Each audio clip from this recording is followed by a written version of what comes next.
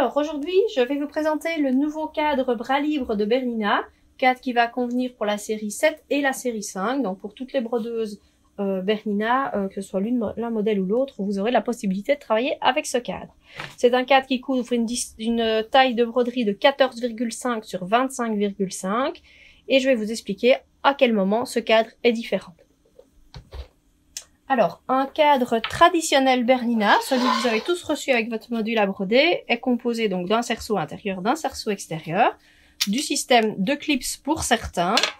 Ce qui se passe, c'est que lorsque vous souhaitez utiliser le bras libre, donc broder en enfilant votre vêtement dans le bras libre de la Bernina, vous n'avez pas la possibilité de travailler notamment, par exemple, un tote bag. Donc, par exemple, ce genre de projet, si vous souhaitez l'enfiler, vous n'avez pas la possibilité de venir clipser. Si je glisse, vous voudrez broder à cette surface-ci, jusque-là tout semble plus ou moins logique, mais vous devez l'enfiler à l'intérieur du tote bag, ce qui fait que la tâche n'est pas accessible, donc on ne sait pas broder ce genre d'objet tubulaire. Ça fonctionne pour des objets tubulaires de moins de 70 cm, enfin plus de 70 cm, et vous avez juste les 10 derniers centimètres, par exemple, d'un tote bag qui ne sont pas accessibles. Donc ça, c'est la problématique de beaucoup de clients actuellement. Et Bernina, dans cette optique, a sorti ce cadre qui est en fait attaché par le cerceau intérieur, ce qui veut dire qu'on va pouvoir cercler à l'envers, si on peut dire ça comme ça. Je vous montre. Donc, on va glisser le cerceau à l'intérieur du sac. Voilà, la vis vers le bas, pour que vous ayez ensuite facile à l'installer. Ici, j'ai mis un stabilisateur à l'intérieur de mon tote bag.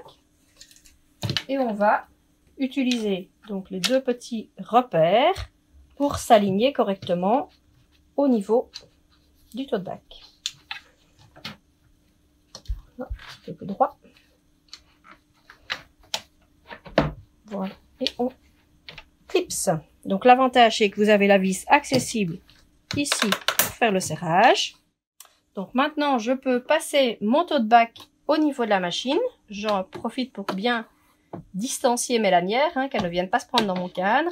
Et donc là, vous voyez que vous allez pouvoir le clipser et profiter de ne pas broder sur les deux épaisseurs du tissu.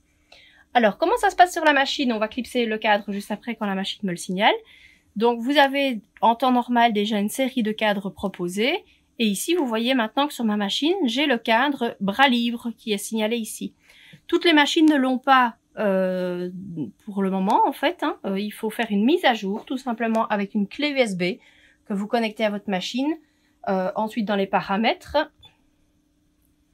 vous allez sur Machine, ensuite sur la petite clé Update.